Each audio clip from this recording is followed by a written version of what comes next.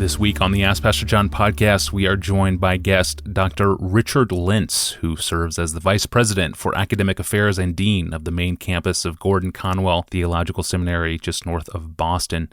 Dr. Lints is also the author of a fascinating book that releases this winter titled Identity and Idolatry, The Image of God and Its Inversion. It's published in Don Carson's series, New Studies in Biblical Theology, and it's, in my opinion, one of the better ones in the series. And Dr. Lints, thank you for joining us. Of course, you know, biblically, we become like what we worship.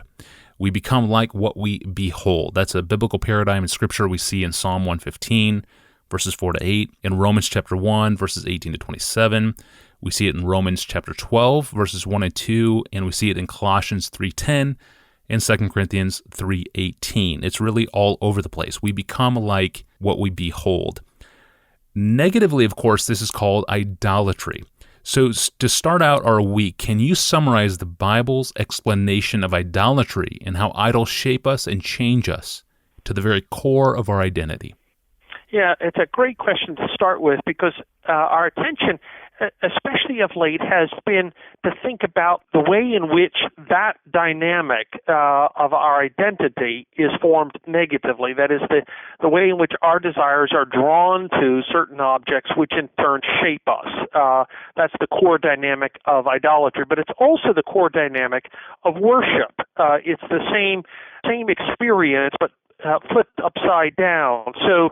And of course, the Scriptures start not with what's wrong, but with what we are created for. So worship is also the experience of becoming like what we behold, like what we desire, in the positive sense of that word, created, if you will, to reflect God, to behold God. So idolatry is kind of turning that dynamic upside down, but it's still a pretty natural dynamic in all of us. We still find our identity outside of ourselves. We don't find out who we are by looking inside. Idolatry is the honoring of things as ultimate, which are not ultimate, and which therefore reshape us after their own image. And key question for us as we wrestle with our own idolatries are simply the questions about where does our hope lie, what do we think gives us significance, what do we really at heart desire to become. And so, though it's an incredibly personal matter that is of the human heart to wrestle with, it's also very much a communal question because it lies outside of ourselves. It is not simply an individual decision, and therein lies the complexity of idolatry. Idolatry in any age, and we're going to talk a lot about our modern idolatries in this conversation, but we need to be reminded that idolatry is not peculiar to our age, but it's present in every age. It just happens that we have different kinds of idols today than we had in earlier times. Yeah, so fill that out for us a little bit more. For good or for bad, we never find our identity by ourselves, in ourselves. Explain that.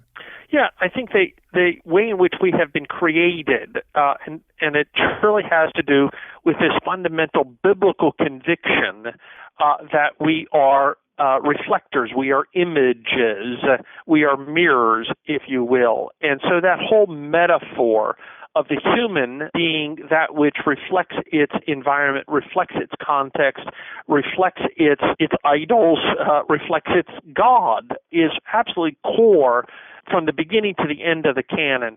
And so in the beginning, ordinarily, what we call worshiping God faithfully, truly, is also a matter of our identity. That's what we're created for. That's who we are. And so it's not a matter of discovering that critical dynamic of identity. It's a matter of coming to grips with it, realizing that our identity is part of that, I don't want to call it an equation, but part of the dynamic between ourselves and the world outside of us. And so lots of implications on that. It's no accident that we are not created as simply individuals, but we're always individuals in a relationship. Relationships remind us that identity lies outside of us in this community, and of course the fundamental relationship is with God, but there are obviously lots of other relationships that take place. And I think the mythology of the early part of the 20th century, and it still resonates to some extent in our time, is that the individual in isolation is who they really are. And we've recognized that really is a myth, that we find ourselves in community. That is, we find ourselves in the reflections of the context that we are in, rather than simply in the privacy of our own internal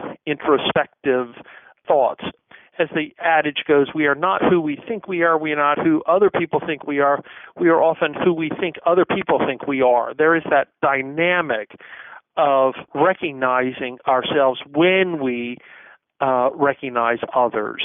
And of course, the core character in the plot, if you will, in this novel of ours, in this great story, is God. God is personal. God is relational. God, we find ourselves in relationship ultimately to Him, and that's the missing dynamic in our own contemporary experience of being defined by our context. We forget that the mega context, the actual context of our lives, is God. Yes, I want to return to this point later. In your book, Identity and Idolatry, you develop an interesting connection in Romans chapter 1, that idolatry is connected to our inclination to become control freaks. I want to pick that up tomorrow. Thanks for joining us on the Ask Pastor John podcast with guest Richard Lints. We'll see you tomorrow.